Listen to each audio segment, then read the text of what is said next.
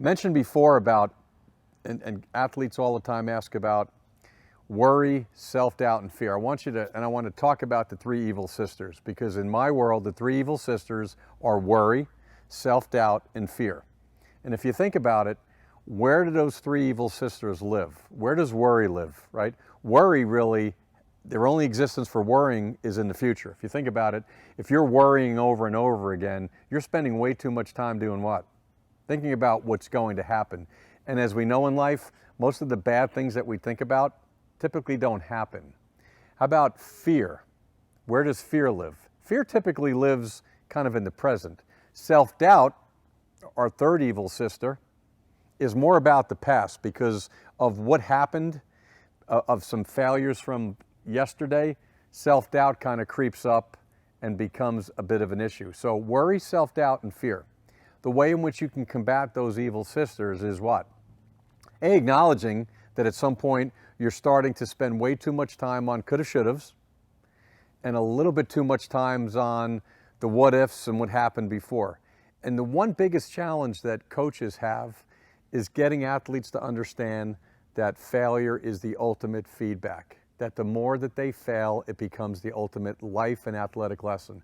And I know that's a tough thing for players to understand, because in their world, failure is final, right? They think personally and athletically they didn't get it done. And yes, for that moment in time, they didn't get it done. But your ability as the coach, as the master teacher, as someone who needs to play the role of the mental skills coach, failure is the ultimate feedback. And the only time failure becomes final is when the athlete allows it to.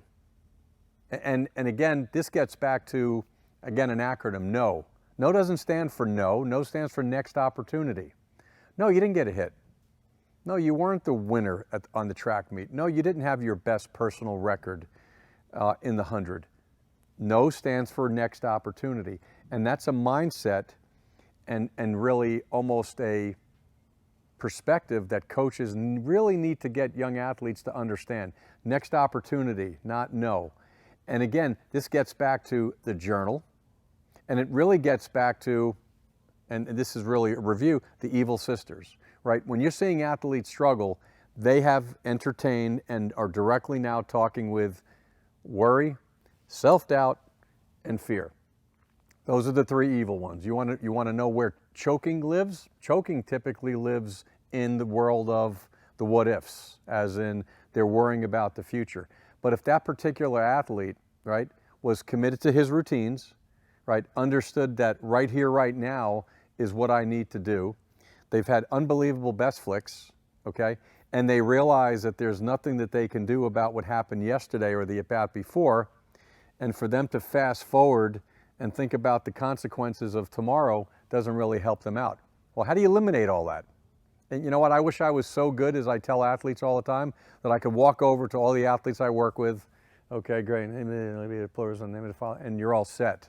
It doesn't work that way. But if you're going to eventually destroy the three evil sisters of worry, self-doubt, and fear, your commitment to building these routines, okay, which are loaded with weapons, and the weapons, as we talked about up to this point, we're kind of building this whole arsenal, right?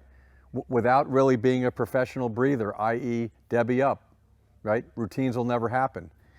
If you're sloppy or erratic, or don't take the time to build your own rap chats, the feel-good phrases that you should be plugging in, you're never going to be able to combat the three evil sisters. If your inability to create in your mind's eye what you want to happen 4 seconds later, if that skill isn't there, you'll constantly be battling with the three evil sisters. So again, the jog, the journal of greatness, becomes the archive for these athletes to put in their thoughts and for them to deal and talk about their strengths and weaknesses, and to make sure that some of the weapons that you're presenting, they're personalizing so that they can at some point be using them in a game. Yep.